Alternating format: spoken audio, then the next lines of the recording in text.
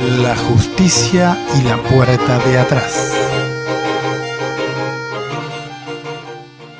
El último 7 de junio de este año, la Corte Suprema de Justicia de la Nación dictó una sentencia en el marco de un juicio por despido, cual un particular, Francisco Orellano, demandó al Correo Oficial de la República Argentina. La importancia que tiene esta acción marca una bisagra al definir que la normativa vigente en la actualidad define que el derecho a huelga es en forma exclusiva de las organizaciones sindicales, de las asociaciones profesionales de trabajadores, no del trabajador en sí. Bueno, pero tratando de no caer en tecnicismos legales, repasemos un poco cómo se desarrolló la causa y por qué la importancia del fallo que venimos a comentar hoy. Francisco Orellano fue despedido por parte de Correo Oficial de la República Argentina, Sociedad Anónima, por haber participado en supuestas medidas de fuerza que a criterio del Correo eran ilegítimas. ¿Por qué se planteaban que eran ilegítimas estas medidas de fuerza? Porque no contaban con el aval de los sindicatos que nucleaban o que representaban al personal.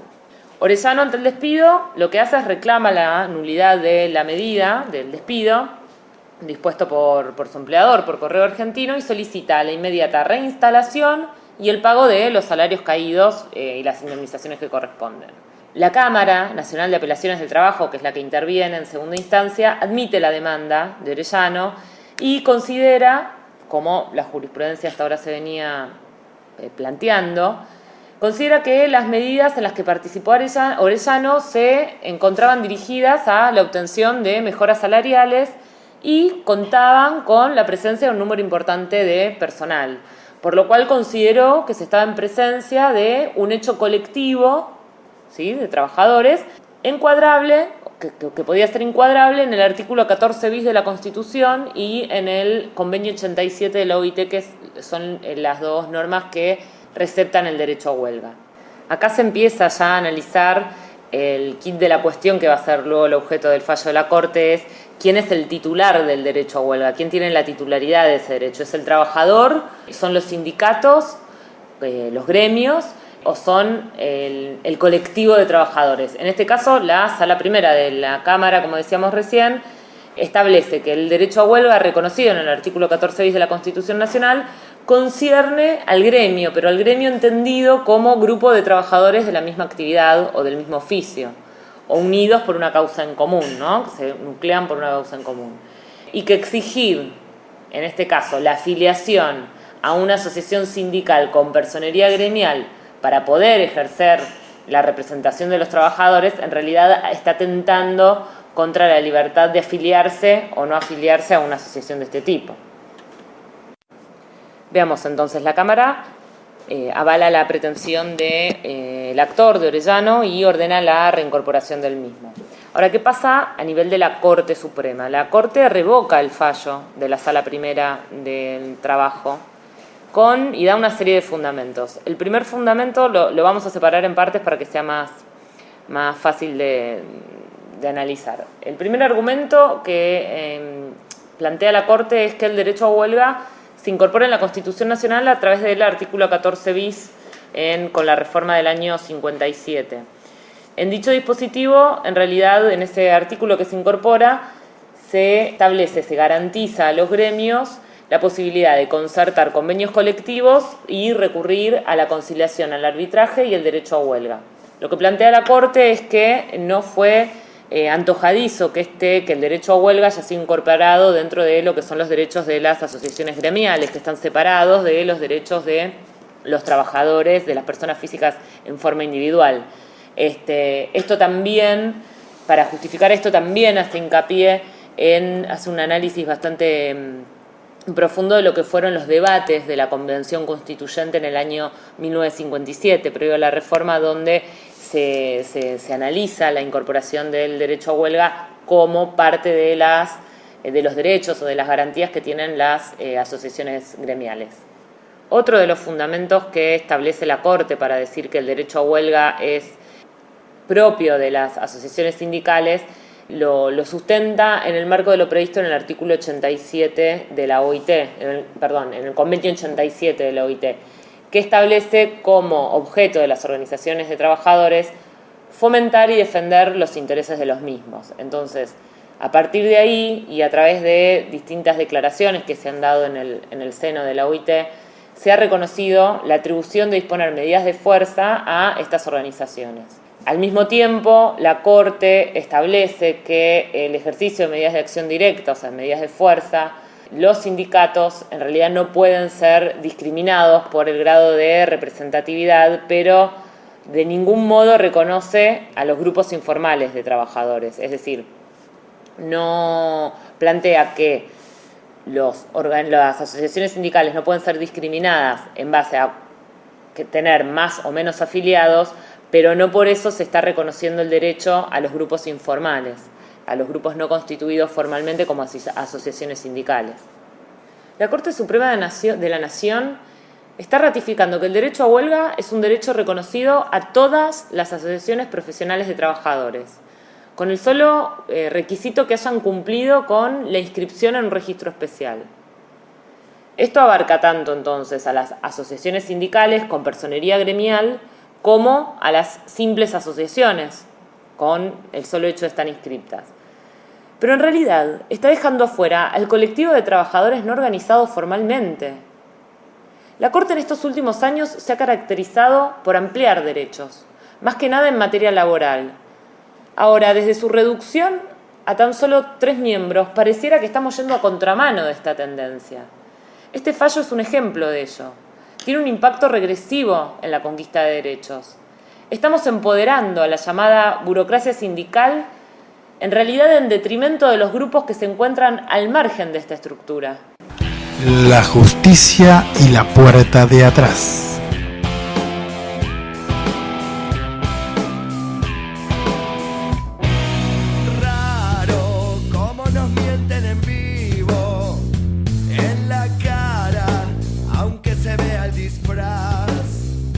Conducción, Sergio Cipolla y María Membiel. Colaboraciones temáticas, El Filoso de Palermo. Colaboraciones especiales, Daniela Cipolla. Idea y producción, Centro de Políticas de Gestión. Producción general, La Soberana.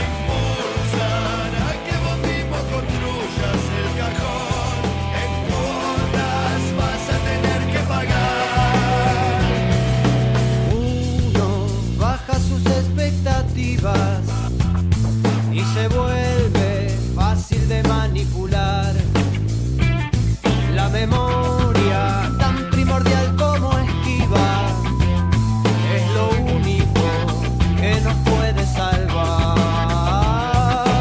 Mientras tanto peleamos buscando la razón, horas y horas, otros toman el vino de la especulación, con el que nunca vamos a brindar.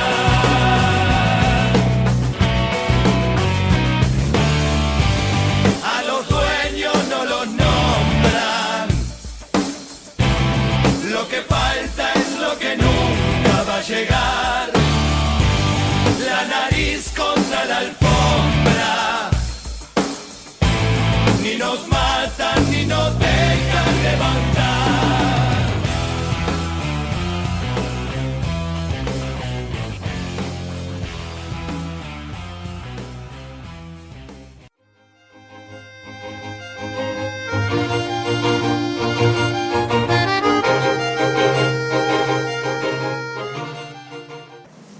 Hola, ¿cómo les va a todos? Estamos en un nuevo programa de La Justicia y la Puerta de Atrás por Radio La Soberana con Sergio Cipolla. Hola Sergio, ¿cómo estás? ¿Qué tal? ¿Cómo les va? Me pareció interesante hablar sobre el reciente fallo de la Corte Suprema de Justicia de la Nación sobre el derecho a huelga, ¿no? Que parece que, como veíamos en la editorial, a través de este fallo se restringe lo que es hoy el derecho a huelga. Sí, pareciera como que la Corte se adapta a los nuevos tiempos de cambio. Tal cual. Ha modificado su posicionamiento en cuanto a esto y, bueno, pareciera que prepara el camino hacia nuevos reclamos y le marca la cancha a los trabajadores, en realidad, no a los sindicatos, sino a los trabajadores. Y en este sentido, ¿por qué no explicamos un poco esto de por qué decimos que es un fallo regresivo, qué antecedentes tenemos, de dónde venimos, digamos, para poder decir esto? En realidad, la Corte tiene dos antecedentes con respecto al derecho a huelga, donde no se metía en forma directa sobre este punto que tenemos hoy, no hay un fallo similar, igual a este puntualmente. Sí, lo que decía era que no era necesario que los sindicatos que encabezaban la protesta o las medidas de acción directa tuvieran personería gremial. O sea, cualquier sindicato o cualquier gremio, con el solo hecho de estar inscriptos, podían llevar a cabo el derecho a huelga. En este caso es distinto y va más allá. ¿Por qué? Porque se plantea si un grupo, un colectivo de trabajadores, sin estar agrupados dentro de lo que es una asociación sindical, podían ser titulares del derecho a huelga. Entonces, a partir de esto, se va de fondo y se analiza en forma concreta quién es el titular del derecho a huelga, que hasta ahora no se había hecho en forma directa. Si es el trabajador en sí, puntualmente, la persona física trabajador, si es el colectivo de trabajadores, aunque sea en forma de manera informal, o si son las asociaciones gremiales. Y de esta forma, si son asociaciones gremiales simplemente inscriptas o asociaciones gremiales con personería gremial. En este caso la Corte dice, no, tiene que ser una asociación sindical, no importa si tiene personería gremial o no. Con esta lógica lo que hace es dejar afuera a los simples colectivos de trabajadores y al trabajador propiamente dicho, que lo que hace es ir en contra de lo que dice puntualmente la Cámara, donde la Cámara analiza cuáles habían sido las reuniones que había sostenido el actor Orellano.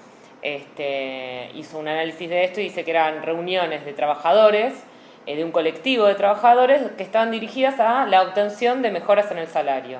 Entonces, en este marco encuadraba ese tipo de reuniones a el ejercicio de la libertad sindical, que está en el 14 bis y en el convenio de la OIT que regula el derecho a huelga, ¿no? Sobre esto también se han expedido no solo a nivel jurisprudencial, sino también especialistas, constitucionalistas y laboralistas, en el sentido que sí, algunos ponen en cabeza el derecho a huelga del titular, de la persona física, del trabajador propiamente dicho, y en otros casos hablan del colectivo de trabajadores, pero nunca se pide la asociación gremial. Sí, han corporatizado, digamos, el sentido del reclamo. Exacto.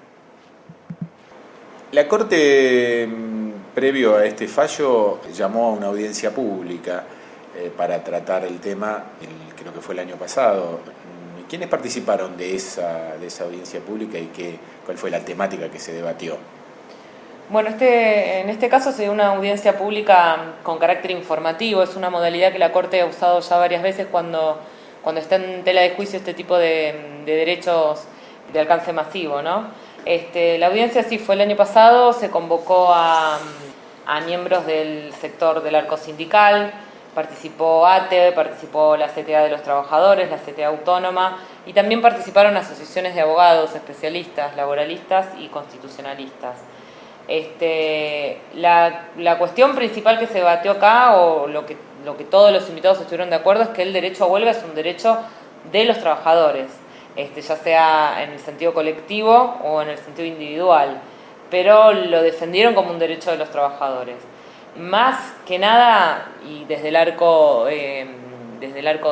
sindical lo que se planteó es que muchas veces los sindicatos surgen a posteriori de una huelga, a posteriori de un reclamo, de una medida de acción directa. Son los mismos trabajadores que se reúnen, se juntan, definen en una medida de huelga y luego en base a eso es el antecedente para conformar el gremio. Además de eso hay que sumar la gran cantidad de trabajadores precarizados que hay o sectores formales pero que no tienen representación, que hoy por hoy no tienen representación gremial, ¿no? Claro. ¿Y cuáles serían las consecuencias en términos, digamos, jurídicos, políticos que trae este fallo? ¿Qué análisis en el contexto institucional y político se puede hacer? Sí, no es una cuestión solo interpretativa o quedarse en el tecnicismo porque sí, ¿no? Es importante este fallo y marca una bisagra porque a partir de ahora Primero es una limitación a los conflictos colectivos, es una limitación del derecho a huelga con la contracara de si no la declara un gremio formalmente inscripto, esa medida de acción directa puede ser declarada ilegal, puede ser declarada nula. Entonces, esto también conllevaría a que una persona que sea despedida por haber incurrido en una acción directa, en una huelga, que no haya sido declarada por un gremio formalmente constituido, pueda ser despedido en forma legal, ¿no? Acota el derecho, digamos. Acota el derecho y dan más causales de despido a los empleadores.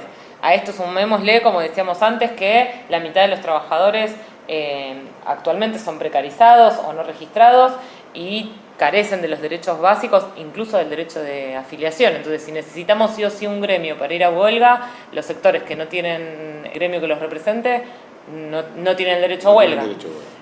Con lo cual, esto también analizado en el contexto social y político en el que estamos, ¿no?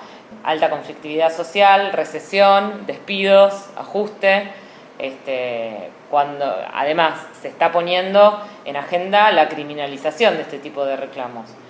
La Corte también, recordemos que es un poder político y de esta forma estaría ratificando este lineamiento de criminalización del reclamo.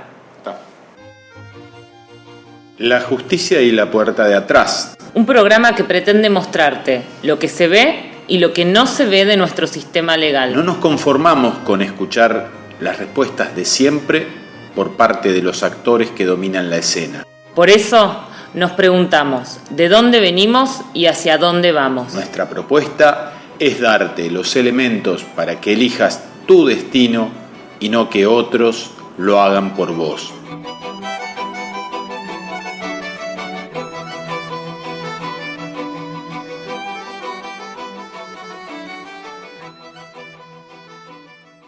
Y ahora pasamos a escuchar, como siempre tenemos en el programa, testimonios sobre este fallo de la Corte con tanto sustento ideológico, ¿no?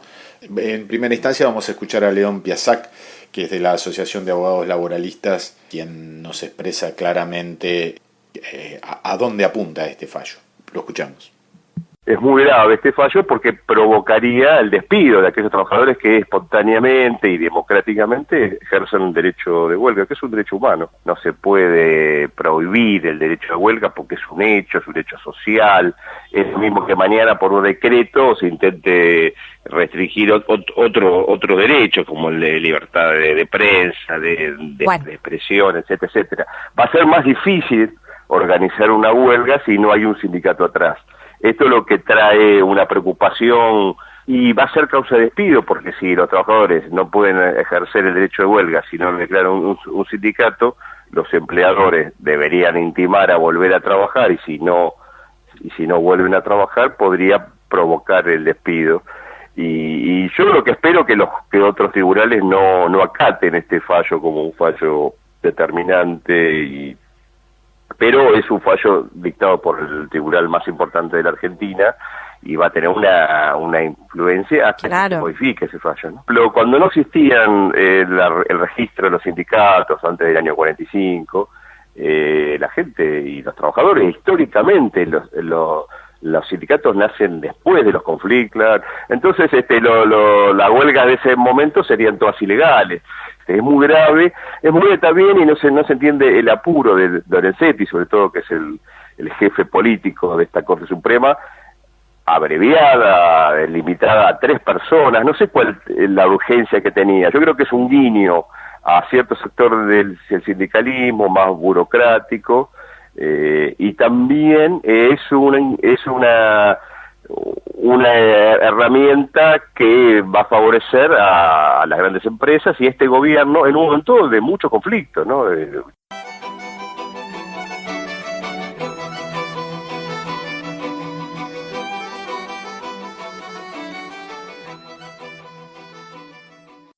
Y yendo a los otros testimonios que tenemos, en primera instancia vamos a escuchar a Eduardo Barcesat dándonos su opinión como constitucionalista sobre la gravedad de este fallo de la Corte, y luego a Ariel Basteiro de la CTA dando también la opinión desde el ámbito gremial de cómo impacta esta decisión de la Corte. Los escuchamos.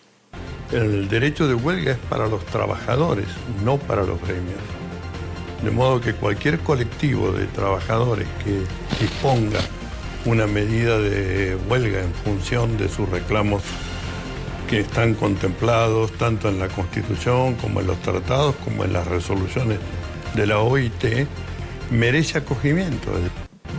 Lo que se demuestra es que la Corte Suprema de Justicia ni tomó el trabajo de estudiar, ver la Constitución que posibilita el derecho de huelga a los trabajadores, más allá de las organizaciones sindicales. Este fallo de la Corte Suprema vuelve a demostrarnos que en Argentina particularmente la justicia, cuando se le da el marco político para poder pararse y generar fallos de derecha, lo hace.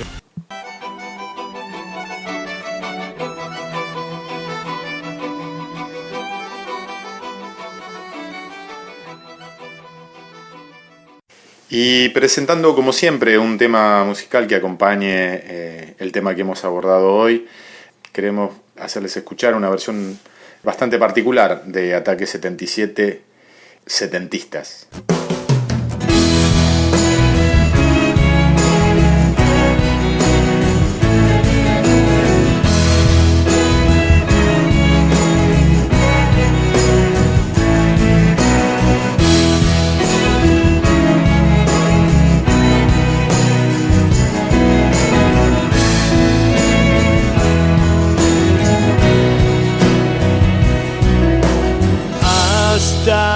Que no te pase a vos,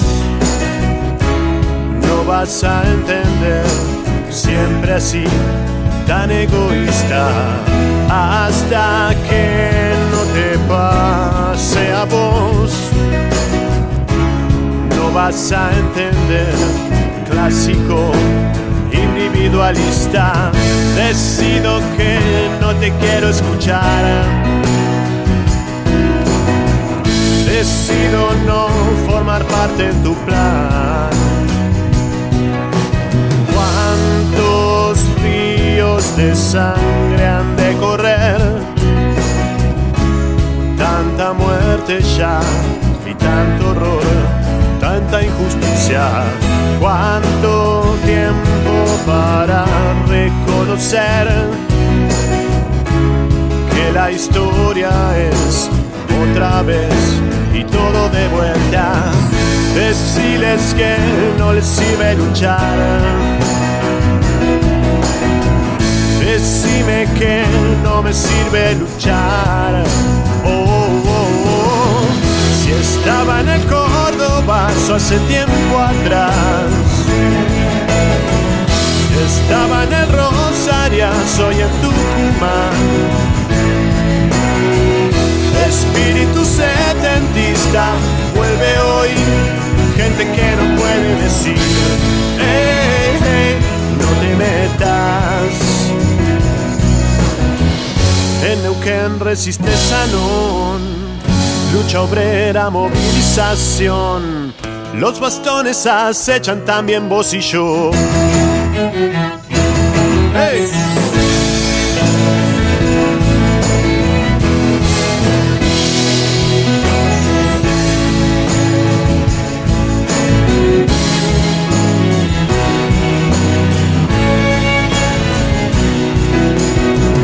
Deciles que no les sirve luchar. Decime que no me sirve luchar. Si estaba en el Córdoba hace tiempo atrás, y estaba en el Rosario, soy en Tucumán. Espíritu setentista, vuelve hoy, gente que no puede decir,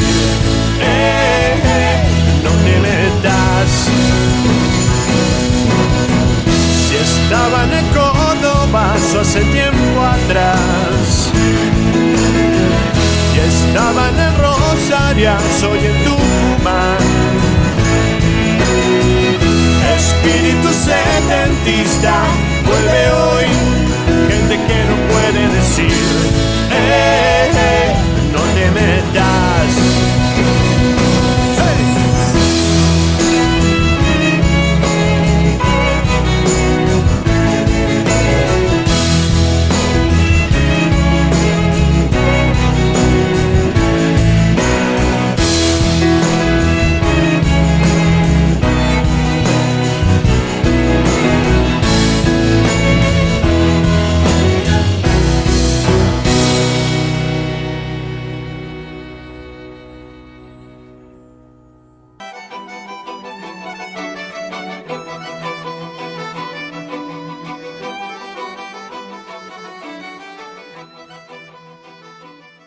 Ya estamos llegando al fin de nuestro programa, La Justicia y la Puerta de Atrás por Radio La Soberana, y nos queda la conclusión nada más, ¿no? Como decimos siempre acá, y para este tema concreto, mientras que por la puerta de adelante nos dicen que vienen a ampliar derechos y a garantizar las conquistas alcanzadas durante los últimos años, amparándose en el lema de no venimos a quitarte nada.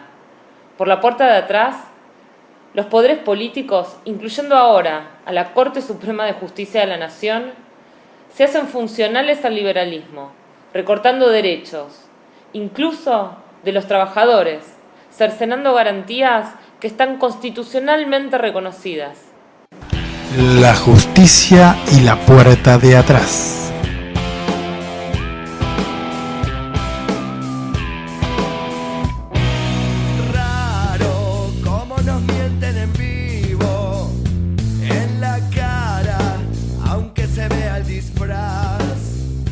Conducción, Sergio Cipolla y María Membiel.